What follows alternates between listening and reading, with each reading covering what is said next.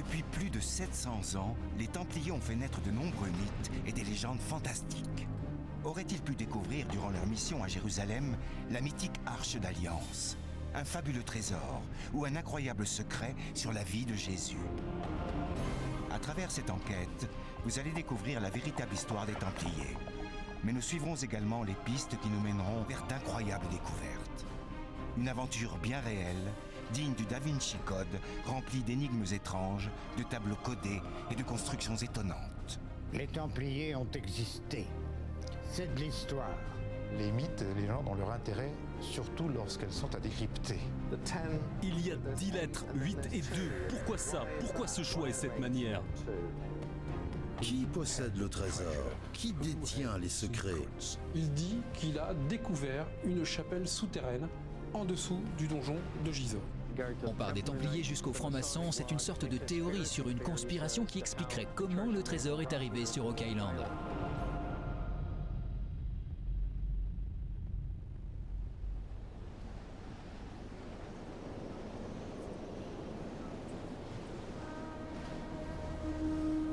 La Terre Sainte, il y a plus de 900 ans. À cette époque de croisade, de très nombreux pèlerins se retrouvaient sur les chemins de Jérusalem. Mais en ces temps de guerre religieuse, les routes n'étaient pas sûres, et nombreux sont ceux qui perdaient la vie attaqués par des brigands de tous bords. Pour l'historien des religions Frédéric Lenoir, c'est cette insécurité qui allait marquer le début de l'aventure des Templiers. Il était impossible de sécuriser la route de Jérusalem, que ce soit par voie de terre ou par voie de mer. Et l'idée est venue à quelques jeunes, finalement, qui n'avaient aucune formation particulière, qui n'étaient ni des clercs ni des militaires de métier, de créer une milice qui allait sécuriser la route pour les pèlerins. Le but primitif, c'était donc de sauvegarder les chemins de pèlerinage. Ensuite, ça a été de surveiller les points de passage essentiels des itinérants, des commerçants, mais de simples chrétiens qui s'en allaient sur les routes d'Europe. C'est donc sur cette idée de protection des pèlerins qu'un chevalier originaire de Champagne, Hugues de Pin, allait créer une nouvelle milice, les pauvres chevaliers du Christ. Une petite armée composée d'à peine 10 chevaliers et qui allait très vite rejoindre la Terre Sainte. Lorsqu'ils vont s'installer à Jérusalem, le roi de Jérusalem, pas dans un premier temps, mais assez rapidement, va leur proposer d'être dans un endroit qui est près de son palais et près de ce qui était, au fond, les ruines du temple de Salomon. Et progressivement, leur nom va changer et ça va devenir les pauvres chevaliers du Christ et du temple de Salomon. Et de fil en aiguille, on va les appeler les chevaliers du temple, les Templiers. Très vite, grâce au soutien du pape, de Saint Bernard et de nombreux seigneurs d'Occident, l'ordre des Templiers, le premier ordre militaire et religieux d'Europe, allait acquérir une immense notoriété. En 1139, le pape Innocent II leur octroya de nombreux privilèges. En moins d'une centaine d'années, grâce à la gestion moderne de leurs terres, à la création d'un système bancaire ingénieux et aux nombreux dons qui leur étaient faits, les Templiers devinrent incontournables dans les domaines économiques et militaires. L'ordre du Temple se développa à travers toute l'Europe chrétienne. Mais à la fin du XIIIe siècle, après la perte du royaume de Jérusalem, l'immense pouvoir des Templiers allait finir par réveiller les jalousies et les ambitions du roi de France, Philippe le Bel.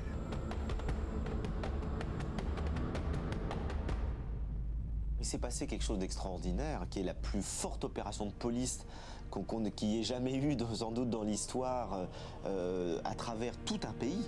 C'est que Philippe le Bel a réussi dans le plus grand secret à envoyer des lettres à tous ce qui était à l'époque l'équivalent, on va dire, des commissaires de police des régions de France, en leur disant « vous n'ouvrirez cette lettre qu'à telle date ». Et lorsqu'ils ont ouvert cette lettre, c'était la veille du vendredi 13 octobre 1307, il leur ordonnait, le lendemain matin à l'aube, d'arrêter tous les Templiers dans toutes les commanderies templières de France. Donc c'est une opération incroyable. Et le fait qu'elle soit restée secrète, c'était encore quelque chose d'assez étonnant. En tout cas, elle reste secrète. Et les Templiers ont été arrêtés un vendredi 13, ce qui a frappé la population, parce que c'était des gens très puissants, qui étaient très enracinés. Il y en avait des centaines de commanderies en France. Et donc ça a tellement frappé l'imaginaire qu'effectivement, depuis, l'idée du vendredi 13 qui porte malheur est restée enracinée dans les mentalités françaises. Enfermés, isolés et surtout torturés, les Templiers finiront par révéler des crimes surprenants. Ils avouèrent avoir renié le Christ, craché ou marché sur la croix, et même adoré une tête satanique. Ce sont des calomnies. On n'a trouvé aucune trace historique sérieuse qui permet de dire que les Templiers n'étaient pas des chrétiens ou qu'ils étaient une secte qui adorait des idoles. Tout ça est totalement faux. On les a traités d'hérétiques, on les a traités de parjures, on les a traités de tous les noms, parce que, pour les besoins de la cause, il fallait vraiment les salir et les condamner, pour les éliminer. Sous la pression, après avoir tenté de les défendre, le pape Clément V accepta finalement de dissoudre l'ordre des Templiers en 1312. Et quelques années plus tard, le roi de France réussit à obtenir la condamnation à mort du dernier maître de l'ordre du Temple, Jacques de Molay. Jacques de Molay, le maître des Templiers, a donc été brûlé en 1314 par Philippe le Bel. Et selon la légende, il aurait sur le bûcher lancé une malédiction à la fois au pape et au roi de France en leur disant « l'année ne se terminera pas sans que vous ayez rendu des comptes au tribunal de Dieu ». Et ce qui est sûr historiquement, c'est que le pape est mort très peu de temps après et que le roi de France est mort 6 mois après. Et qu'il y a eu ensuite une véritable malédiction sur toute la dynastie de Philippe le Bel qui a continué donc effectivement à subir une sorte de malédiction. Nul ne sait si cette malédiction fut réellement lancée. Mais aujourd'hui encore à Paris, on peut voir le lieu où Jacques de Molay et l'un de ses compagnons furent brûlés vifs. Sur l'île de la Cité, 2 monumentales portes en forme de tombeau symbolisent la fin historique de l'ordre du Temple. À partir de cette époque, des rumeurs commencèrent à circuler sur les secrets qu'auraient emportés les Templiers. Certains parlaient de fouilles et de recherches secrètes sous le temple de Jérusalem. On disait que les Templiers avaient retrouvé l'Arche d'Alliance. Pour d'autres, plus discrets, les Templiers avaient découvert le véritable tombeau du Christ. Mais rien ne prouve que les Templiers aient réellement mené des recherches à Jérusalem. Moi, je n'ai aucune certitude historique sur le fait que les chevaliers de l'ordre du Temple aient fait des fouilles. Par contre, c'est pas impossible, parce qu'on peut bien imaginer que ces gens-là étaient des religieux, qui étaient passionnés par la lecture de la Bible, et notamment de l'Ancien Testament, c'est-à-dire la Bible juive qui raconte l'histoire de la création du temple de Salomon au lieu même où il vivait.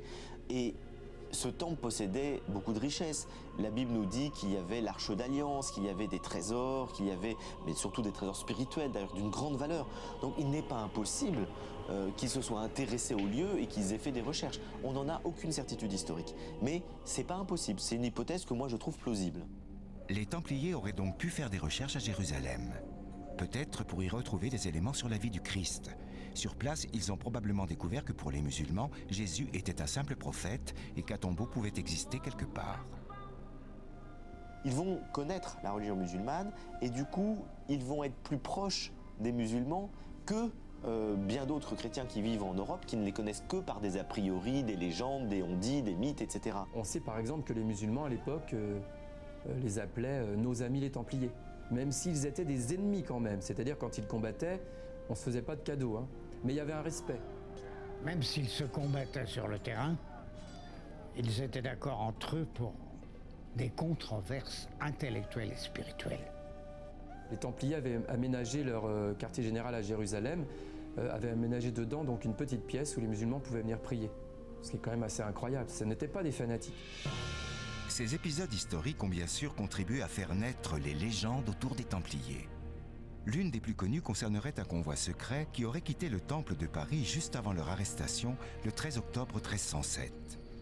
Un convoi de chevaliers et de chariots qui aurait emporté les archives, les secrets ou le trésor des Templiers. Quand les sbires de Philippe le Bel sont allés explorer le temple de Paris,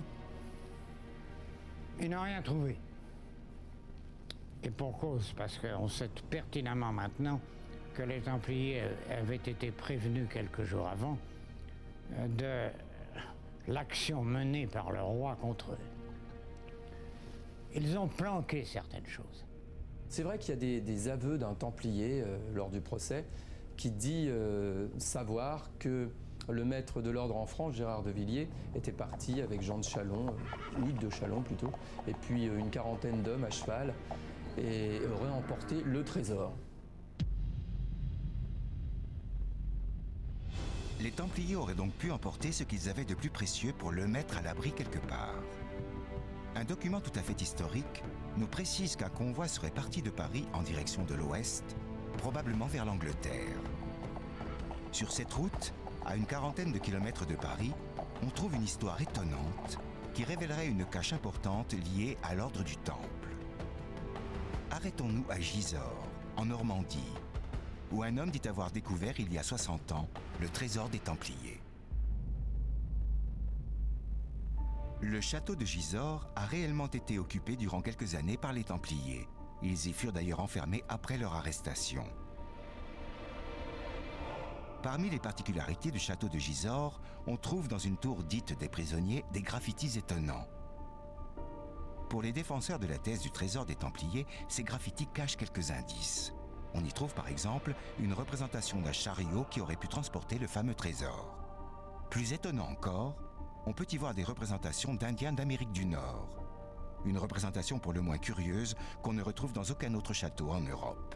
Pour l'historien Emeric Kurzawinski, ces particularités mériteraient une étude sérieuse.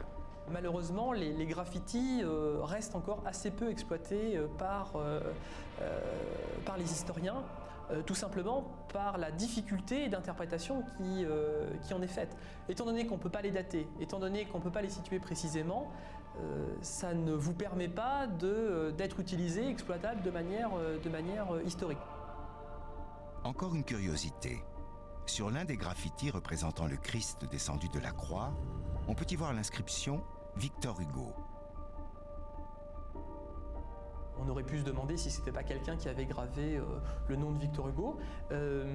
On a la chance de savoir que Victor Hugo a écrit qu'il était bienvenu à Gisors, que le site l'avait particulièrement touché, et on sait que, il précise bien qu'il a gravé 2 fois son nom et son prénom dans le château fort de Gisors. Pourquoi Victor Hugo se serait-il intéressé au château de Gisors au point d'y laisser des traces encore visibles aujourd'hui ? Pour les défenseurs de la théorie du trésor ou du secret, Victor Hugo savait qu'il y avait quelque chose d'important à Gisors. C'est peut-être ce qu'a pensé Roger Laumois, un homme originaire de la ville et qui viendra s'installer dans le château en 1929, embauché par la mairie pour y être le gardien, mais aussi le jardinier. Cet homme d'un milieu modeste va très vite se passionner pour une légende locale qui parle d'un fabuleux trésor. Jean-Patrick Pourtal étudie depuis plus de 20 ans cette affaire de Gisors. Il va donc travailler ici, il va donc y vivre, et puis il connaît ces légendes qui courent dans le pays sur la possibilité du trésor, d'un trésor, et peut-être celui des Templiers. Donc évidemment, ça marque son esprit, il va se décider, il va chercher, mettez-vous à sa place. Il a fini sa journée, il ferme le château, et puis il est tout seul, et il creuse. Donc il va faire tout ce qu'il a à faire, tranquillement, et il va même aller jusqu'à demander une autorisation de fouille à la mairie. Et la mairie veut dire d'une façon verbale, oui, vas-y, fouille, si tu trouves quelque chose, on verra, on en reparlera à ce moment-là. Il avance, il travaille, l'occupation arrive, les Allemands s'emparent du château, il s'installe, il est très inquiet et malgré tout il continue à chercher. Donc c'est quand même pour lui quelque part une obsession. Il avance et il cherche. Il cherche et puis la guerre se termine, les Allemands s'en vont, il va avancer, il va continuer à travailler, continuer à chercher. Et puis un jour il va creuser au-dessus de nous, dans le donjon, il va faire un puits assez délirant et il va arriver à quelque chose. Et ce que Roger Laumois dit avoir découvert, c'est une chapelle souterraine remplie d'un incroyable trésor. Sa description est précise dans les moindres détails. Il y parle d'une chapelle où reposent 19 sarcophages de pierre de 2 mètres de long. Il dit aussi apercevoir dans la nef 30 coffres de métal précieux, et tout cela abriterait bien sûr le trésor de l'ordre du Temple. Très rapidement, Roger Laumois va avertir les autorités pour que l'on vienne se rendre compte de son incroyable découverte. Le maire de la ville, accompagné de quelques personnes, arrive sur place et découvre les travaux de Laumois. Forcément, quand les gens vont voir ce qu'il affirme, qu'est-ce qu'ils voient? Ils voient en fait un puits creusé dans la motte, qui n'est pas étayé, qui est construit sur plusieurs paliers. C'est pas très stable, ça menace de s'effondrer. Il y a 2 personnes qui essaient d'y descendre, elles remontent très très vite parce qu'elles ont peur d'être enterrées vivantes. Parmi les personnes qui vont se risquer dans le dangereux puits, il y aurait eu le capitaine des sapeurs-pompiers de la ville, et son témoignage est pour le moins troublant. Une des choses qu'aurait rapporté le capitaine des pompiers, c'est qu'il aurait lancé une pierre devant lui et qu'il aurait entendu un écho, la pierre tombait sur un écho. Mais jamais le pompier a dit « c'est une salle souterraine ». Il a juste dit « j'ai entendu un écho ». C'est la seule chose qui peut attester qu'en effet, le moi est tombé sur une cavité. Et pourtant, le maire, considérant la dangerosité des fouilles et ne portant aucun crédit au récit de Laumois, va ordonner que l'on rebouche le puits au plus vite et que l'on sécurise toutes les cavités creusées par le gardien du château. Roger Laumois sera licencié quelques jours plus tard et mis à la porte du logement de fonction qu'il occupait. Mais pourquoi les autorités de l'époque n'ont-elles pas tenté de vérifier plus sérieusement la découverte de Roger Laumois ? Même si on se dit qu'il a tout inventé, le simple fait que le capitaine des pompiers qui dit « j'entends un écho » aurait dû mettre la puce à l'oreille et dire on va au moins essayer d'aller voir. On va étayer, on va faire des travaux et puis on va aller voir. Puis s'il n'y a rien ou si c'est juste une petite cavité qui n'a rien à voir avec ce que dit avec Laumois, eh bien on aura compris qu'il était vraiment fou. Et puis finalement, si on trouve quelque chose, ça peut être intéressant, sous un aspect historique, archéologique et autres. Eh bien non, ça ne se passe pas comme ça. Ça ne se passe pas du tout comme ça. C'est le blackout, tout s'arrête, tout se ferme, tout se fige. Et l'affaire Gisors va démarrer après ça. Durant des années, Roger Laumois tentera de reprendre ses fouilles, mais sans succès. C'est finalement au début des années 60 que l'affaire rebondira grâce à l'article d'un journaliste, Gérard de Sède. Ce journaliste sera d'ailleurs l'auteur d'un véritable best-seller, Les Templiers sont parmi nous. Et c'est cet ouvrage qui passionnera la France entière sur le mystérieux trésor de Gisors. À tel point que le ministre de la Culture de l'époque, André Malraux, s'emparera du dossier. Il est fort probable que André Malraux a été intimement persuadé de l'existence de quelque chose à l'intérieur de la motte. Et donc il a commandé aux archéologues de venir fouiller. Les archéologues, dans une première approche, en fait, étaient d'accord, puisqu'il pouvait y avoir quelque chose, c'est toujours possible, hein, bien entendu. Donc en fait, il y a eu des fouilles de réaliser. Très vite, en fait, les archéologues ont annoncé qu'il n'était pas possible qu'il y ait un espace vide à l'intérieur de la motte. Et Malraux a continué, a insisté très lourdement pour continuer les sondages, les fouilles, etc. Comme les archéologues n'avaient pas plus de fonds alloués à cette tâche, eh bien, au bout d'un moment, ils ont refusé d'y retourner. Et là, André Malraux a carrément envoyé l'armée. Durant plus d'un mois, de février à mars 1964, c'est donc un régiment du génie qui s'est occupé des fouilles sous la motte du donjon dans la plus grande discrétion. Et le seul communiqué qui sera livré au public sera court et laconique. Les fouilles sont aujourd'hui achevées, elles ont donné un résultat négatif. Une réponse qui n'a bien sûr pas convaincu grand monde.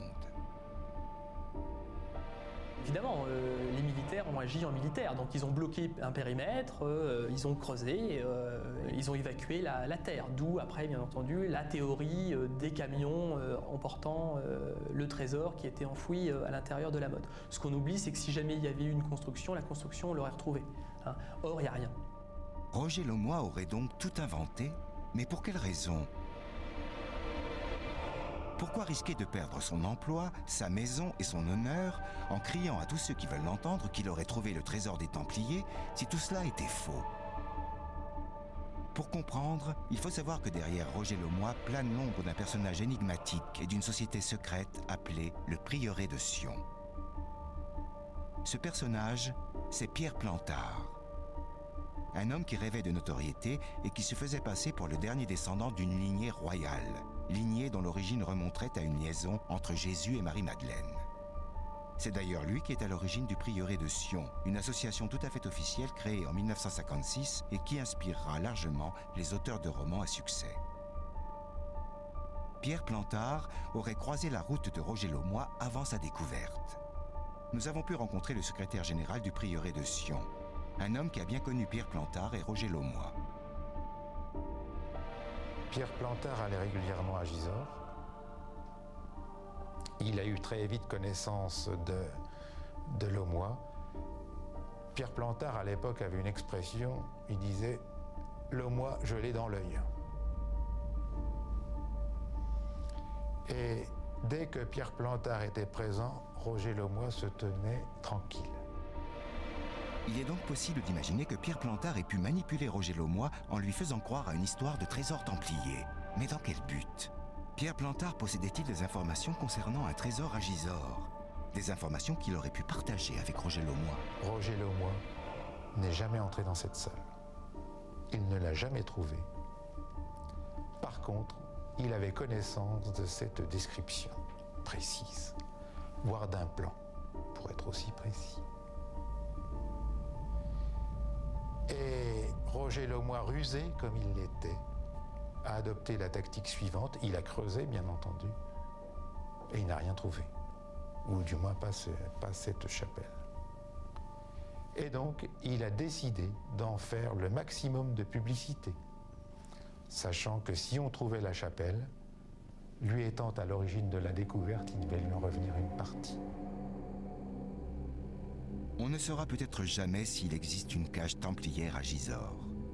Ce qui est sûr, c'est que Roger Laumois a fini sa vie dans la misère et la solitude sans jamais dévoiler la vérité sur ses fouilles.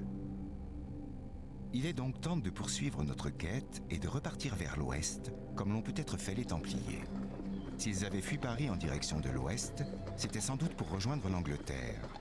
Là-bas, ils auraient pu rejoindre leurs frères en sachant qu'ils ne seraient probablement pas poursuivis par le roi Édouard II, qui, lui, avait refusé de croire aux accusations dont ils étaient l'objet. Même si l'ordre du Temple a disparu officiellement quelques années plus tard, les chevaliers restaient bien présents sur le sol anglais. Aujourd'hui encore, on retrouve les traces de leur présence un peu partout, et notamment à Londres. C'est d'ailleurs là que l'on retrouve dans le quartier historique de la ville une église particulière, Temple Church. Ce monument religieux a bien été bâti par les Templiers suivant une architecture originale s'inspirant de leur quartier général à Jérusalem. L'endroit, parsemé de symboles, recèle un véritable trésor. Les sépultures des légendaires, mais tout à fait réels chevaliers templiers.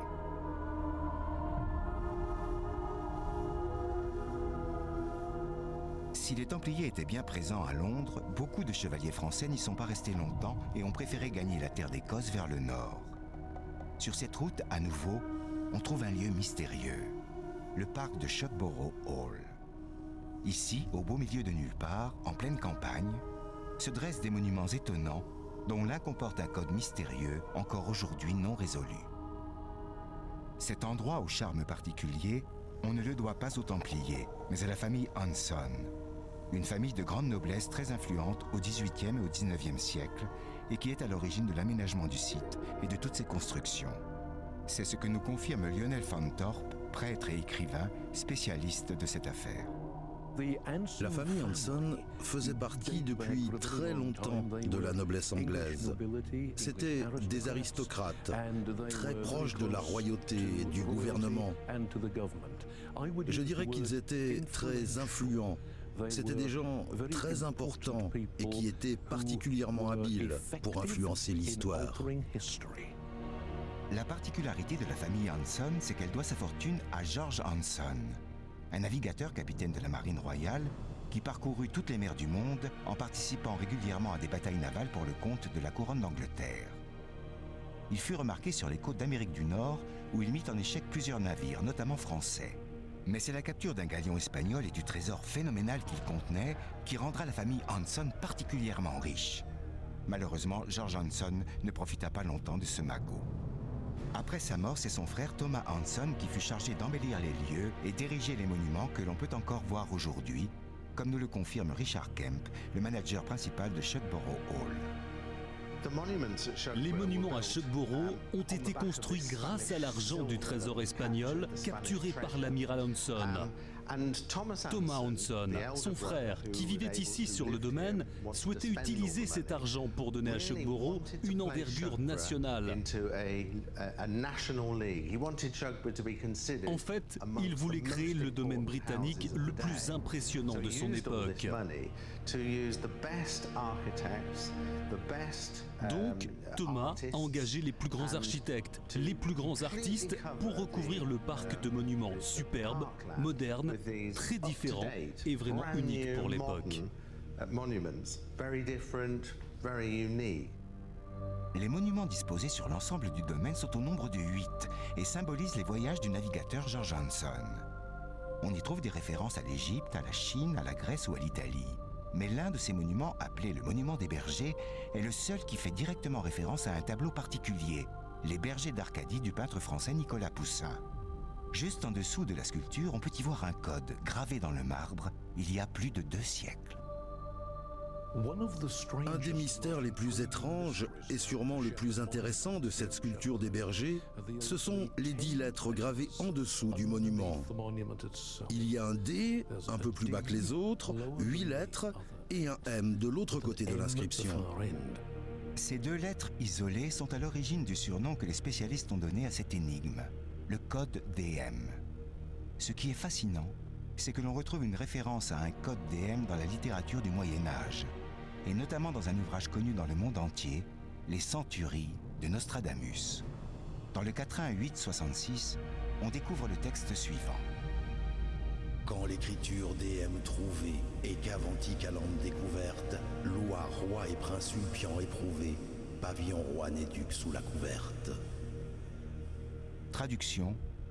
Quand le code DM sera décrypté, on découvrira un lieu souterrain très ancien, alors les lois, les rois et les princes seront sérieusement éprouvés.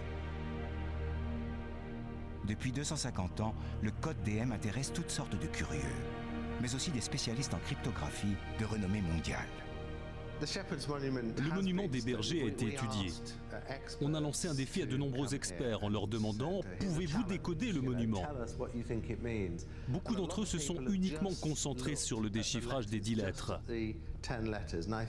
Je pense que c'est une façon très limitée de regarder le monument. Il me semble qu'on doit prendre en compte l'image ainsi que les lettres et leur position. Les 8 lettres plus les 2 lettres. Pourquoi ça? Pourquoi 8 et 2? Je pense aussi qu'il ne faut pas négliger l'importance des autres monuments du parc. Très peu de personnes ont essayé de prendre en compte tous ces éléments. Essayons de décrypter le code DM. Pour ce faire, il nous faut plonger dans l'histoire de l'art. Et pour bien comprendre, nous devons quitter provisoirement Schuckborough et revenir à Paris pour étudier le tableau original qui se trouve gravé au-dessus du code DM. C'est ici, au musée du Louvre, qu'est conservé Les Bergers d'Arcadie, une toile peinte par Nicolas Poussin au XVIIe siècle. Ce tableau représente 3 bergers et une femme autour d'un tombeau perdu en pleine campagne. Un paysage de rêve censé représenter l'Arcadie, une sorte de paradis terrestre dans la mythologie grecque. Sur le tombeau, on peut lire l'inscription latine « Et in Arcadia ego », que l'on pourrait traduire par « Moi aussi, je suis en Arcadie ».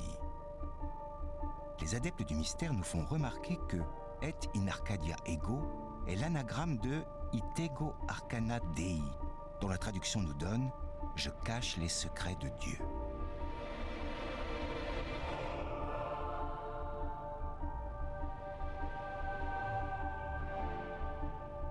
En observant les mains des bergers, on s'aperçoit que leur posture n'est visiblement pas très naturelle.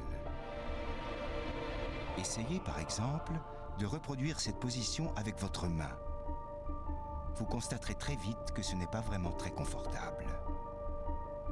Il est possible que nous soyons là en présence d'une forme de message caché, une sorte de double langage.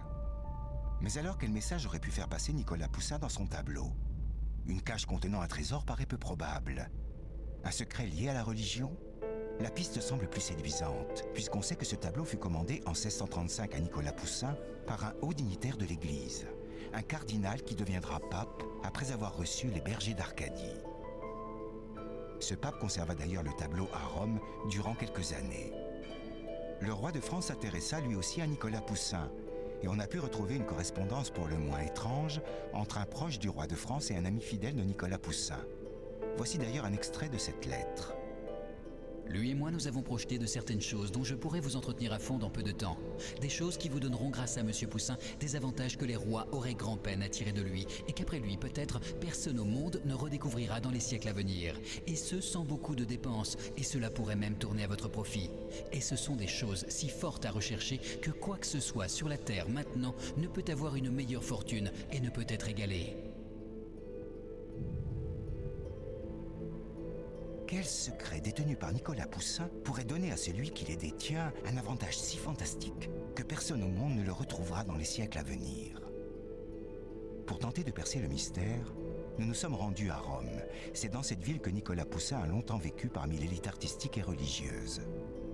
C'est aussi là que le peintre fut inhumé en 1665 dans la petite église de San Lorenzo in Lucina. Une église édifiée sur les ruines d'un très ancien lieu de culte chrétien et qui recèle certaines curiosités, comme cette porte secrète dissimulant un trône qui servait exclusivement au pape lors de réunions en petit comité. C'est donc ici, dans cette église, que l'on peut découvrir un monument dédié à Nicolas Poussin.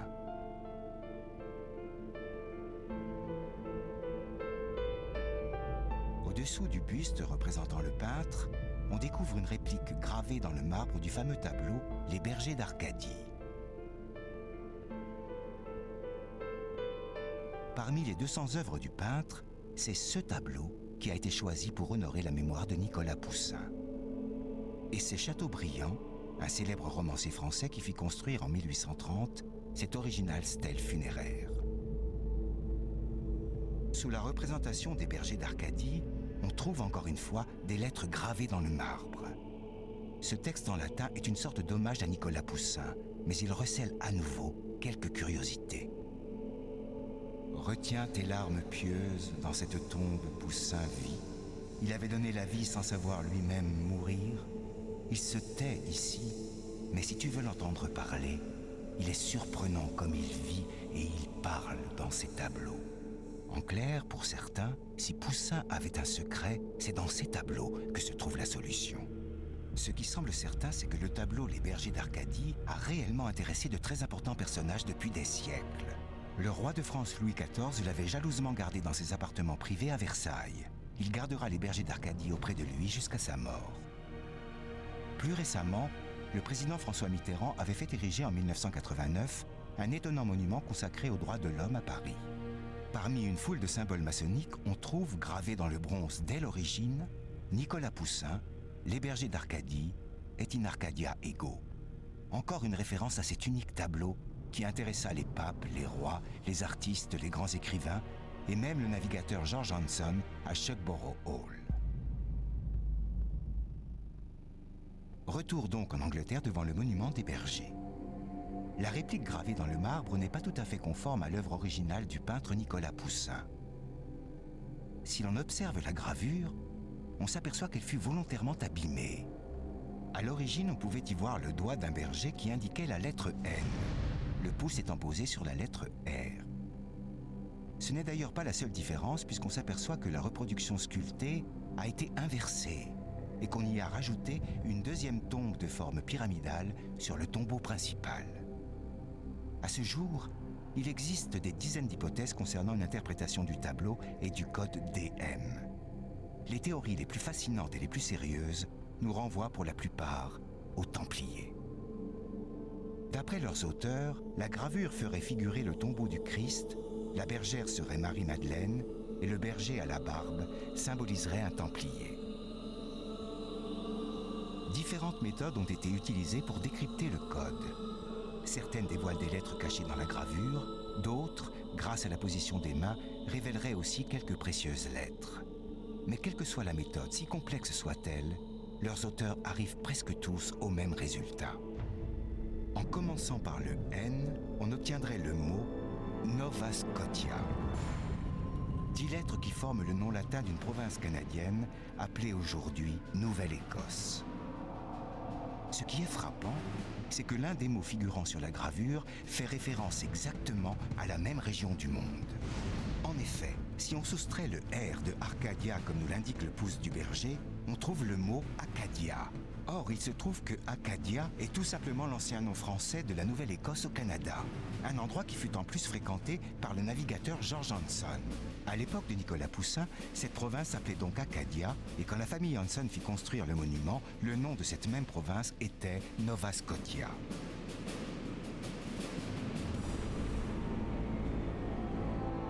Y aurait-il des mystères liés aux Templiers, à leurs descendants ou à une société secrète sur la côte canadienne? Pour le savoir, il faut se rendre en Nouvelle-Écosse, sur les terres de l'ancienne Acadie française.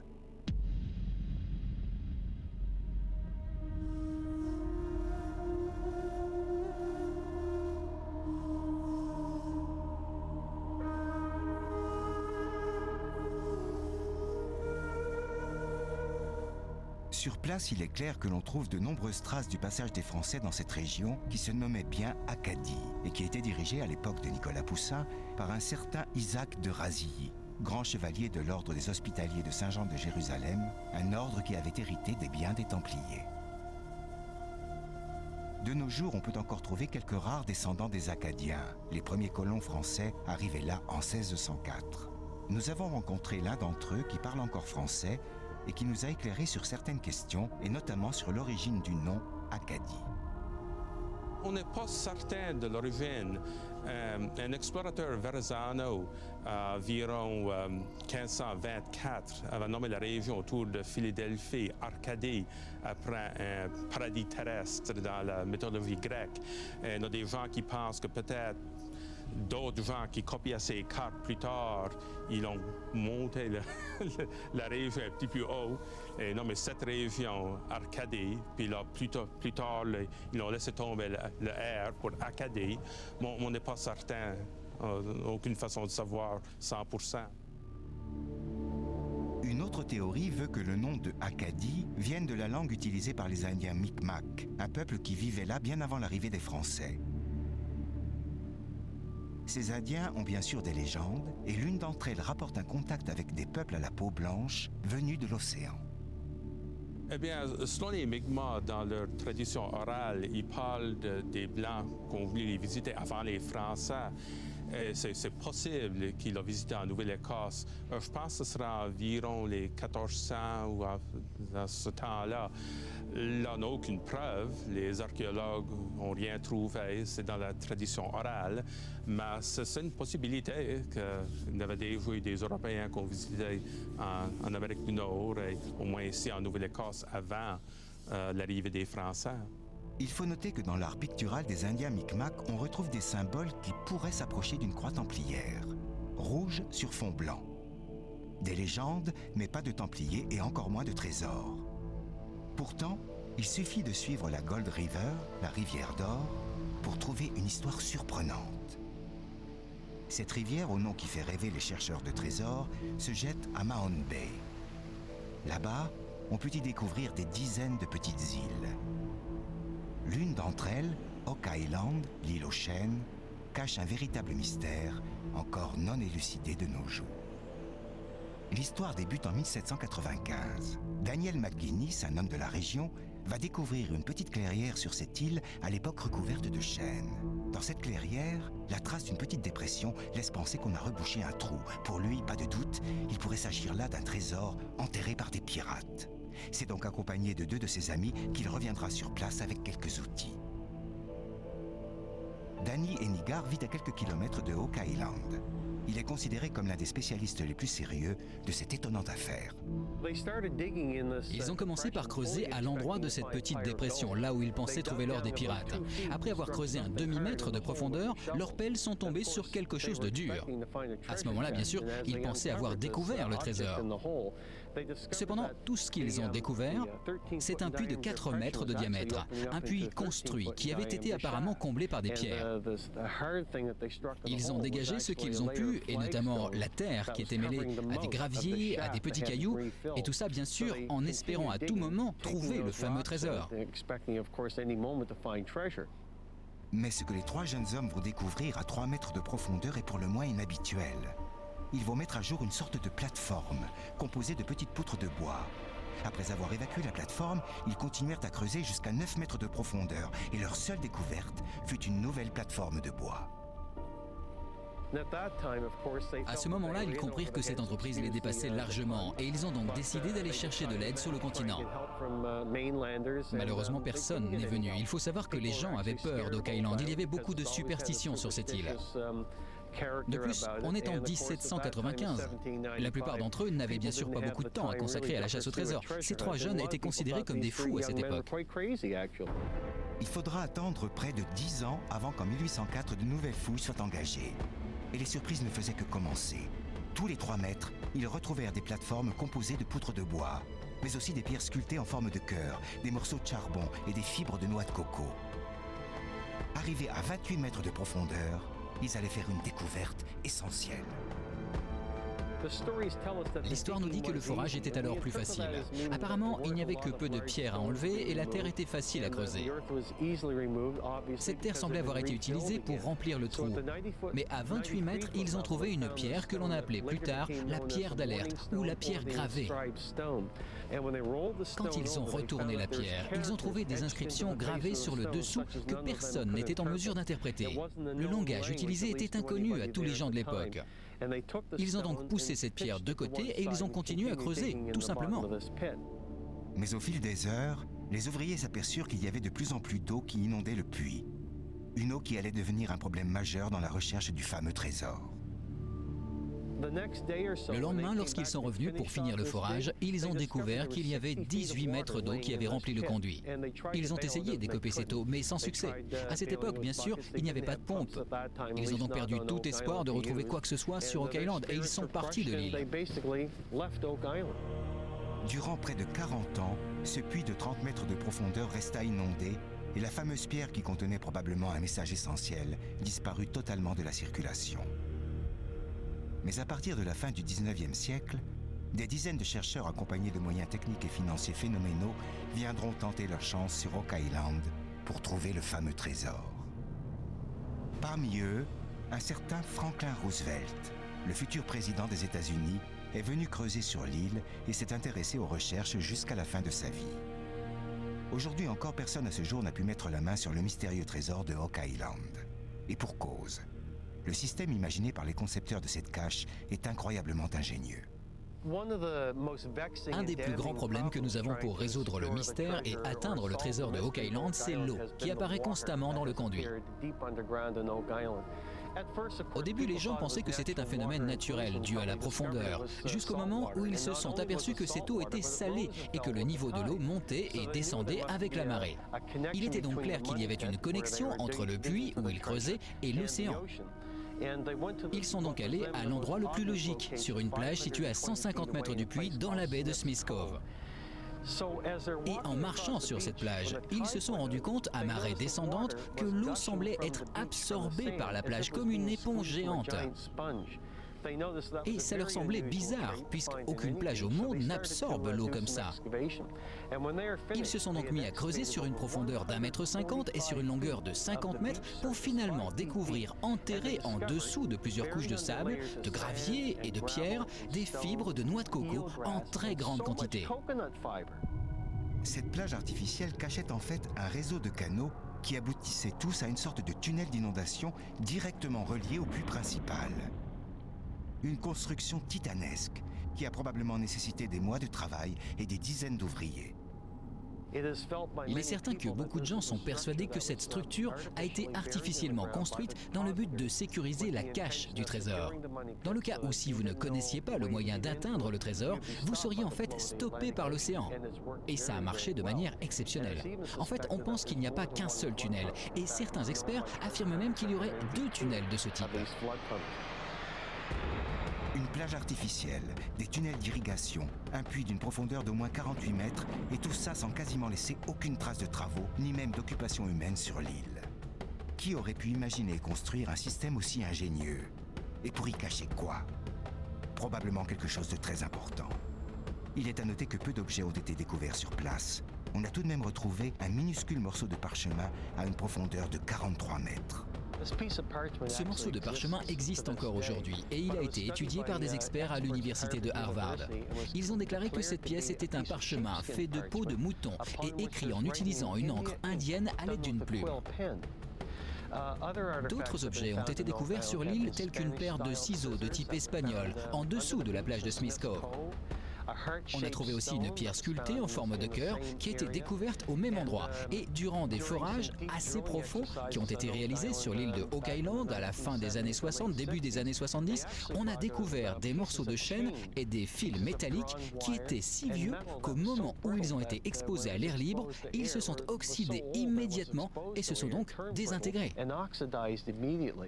Quelques expertises et tentatives de datation ont bien été réalisées sur des fragments de bois et sur les quelques objets retrouvés sur l'île, mais les résultats restent flous et ne font qu'amplifier le mystère, puisque les estimations vont de 1420 à 1750.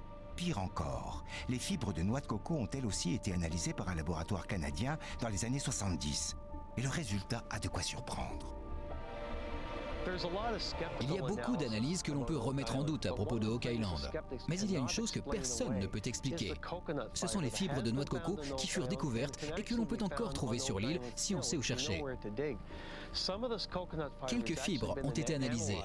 Elles ont été datées du 7e, voire du 6e siècle. Je ne sais pas quelle est la précision de ces analyses, mais ce sont des informations que nous avons et sur lesquelles nous travaillons. Une chose est certaine, jamais on n'a vu pousser de cocotiers en Nouvelle-Écosse. Alors, quelle est la civilisation qui aurait pu construire une cache aussi extraordinaire? Un système aussi complexe, sans aucun équivalent dans le monde. Ce qui semble clair, c'est que le groupe d'hommes qui a construit ce système devait avoir une grande connaissance dans la maîtrise de l'eau, mais aussi une discipline quasi militaire et surtout un culte du secret qui dépasse l'entendement. Puisque sans les fouilles entreprises par hasard sur l'île, jamais personne n'aurait entendu parler du fabuleux trésor de Hawk Island. D'après tous ces critères, il semble logique à certains que les Templiers ou leurs héritiers aient pu être les constructeurs de cette cache hors norme. Pour moi, la théorie la plus intéressante est celle centrée autour des Templiers, bien que cette théorie ne tienne pas à grand-chose. Surtout quand on sait que l'Amérique fut découverte par Christophe Colomb près de 200 ans après la fin des Templiers. On pourra tout de même relever que les Templiers possédaient une flotte importante, de bonnes connaissances en navigation, mais aussi excellaient dans l'art de la construction et dans la maîtrise de l'hydraulique. Ils étaient également reconnus pour leur discipline militaire et leur sens du secret quasi monacal. Des clients parfaits pour les défenseurs de cette théorie, qui précisent que par la suite, ce seraient les représentants de l'ordre de Malte, puis les francs-maçons, qui auraient été les gardiens discrets du secret de Hawk Island. Il est vrai que la présence de hauts représentants de l'ordre de Malte est bien attestée au XVIIe siècle sur ces terres. Et il faut noter que l'une des plus anciennes loges maçonniques d'Amérique a été créée ici, en Nouvelle-Écosse, en 1738. Les adeptes de la théorie des Templiers sur Hawk Island se basent aussi sur une récente découverte. Oui, il y a quelque chose qui a été découvert et qui bien sûr a enflammé les esprits chez les défenseurs de la théorie des Templiers. Parmi les nombreux objets découverts, on a trouvé sur Hawk Island une pierre avec la lettre G gravée dessus. Maintenant, si vous recherchez des informations sur la franc-maçonnerie, vous pourrez vous apercevoir que la lettre G est un symbole qu'ils utilisent dans l'allégorie. Et les Templiers peuvent être connectés à la franc-maçonnerie. Donc, certaines personnes, en mettant ces faits ensemble, ont élaboré une théorie très intéressante liant les Templiers, la franc-maçonnerie, une sorte de conspiration qui expliquerait pourquoi le trésor aurait été apporté ici, à Hawk Island. Aujourd'hui, l'île de Hawk Island est totalement privée et son accès est interdit. De nouvelles fouilles sont en cours. Mais beaucoup pensent qu'on ne trouvera rien dans ce puits, pour une simple et bonne raison. C'est qu'il est possible que le trésor, ou pour certains le tombeau mystique, ait été déplacé au XVIIe ou au XVIIIe siècle. Et pourquoi pas par Lord Hanson, le propriétaire de Shugborough. Le mystère n'est donc pas près de s'éteindre. Et si ces voyages à travers le monde et les légendes autour des Templiers ne nous ont pas permis de mettre la main sur un trésor ou un secret fabuleux, il faut noter que le seul et unique véritable trésor templier a été trouvé en France, à Pin, sur les lieux même où est né le premier maître de l'ordre, Hugues de Pin. Une découverte surprenante qui est arrivée en 1998 à Bernard de la Cour, un habitant du village qui a mis la main sur un véritable pactole. 700 pièces de monnaie en argent datant de l'époque des Templiers, d'une valeur historique inestimable. La découverte a été très importante. C'était quelque chose qu'on ne peut pas expliquer parce qu'une découverte comme ça, j'étais loin de penser qu'un jour ça m'arriverait. Déjà, premièrement, les monnaies étaient agglutinées ensemble, étaient collées, ça faisait des paquets de monnaie. Et je ne pouvais pas savoir la quantité qu'il y avait exactement au départ. Mais quand même, je me suis rendu compte que c'était quelque chose de très important. Une découverte importante et bien réelle, mais qui est loin du mythe nous décrivant des richesses fabuleuses, des documents secrets ou un tombeau caché. Il existe, comme nous l'avons vu, de véritables énigmes historiques et des zones d'ombre autour des Templiers. Mais la seule chose dont nous pouvons être sûrs, c'est que les Templiers restent, 700 ans après leur disparition, une source d'inspiration intarissable que l'on retrouve dans les romans, les films ou les bandes dessinées. Tous entretiennent le mystère et contribuent à enrichir le mythe. C'est ainsi qu'aujourd'hui, les Templiers sont encore parmi nous. Quand on commence à creuser un peu dans le sens des légendes, on peut se poser énormément de questions et des fois il est tentant de répondre par des suppositions mythiques, légendaires, parce que l'homme a besoin d'imaginaire, quoi, tout simplement. L'être humain a besoin d'enchanter le monde. Et donc, on crée tout le temps des contes, des légendes, des mythes. Alors, il y a des contes pour enfants et il y a des contes pour adultes. Et le mythe templier, c'est un conte pour adultes. Tout ça, c'est de la légende. Mais la légende ne repose jamais sur rien. Les mythes et les légendes ont leur intérêt, surtout lorsqu'elles sont à décrypter, lorsqu'elles ont été conçues pour cela. Et c'est beaucoup plus fréquent qu'on ne l'imagine.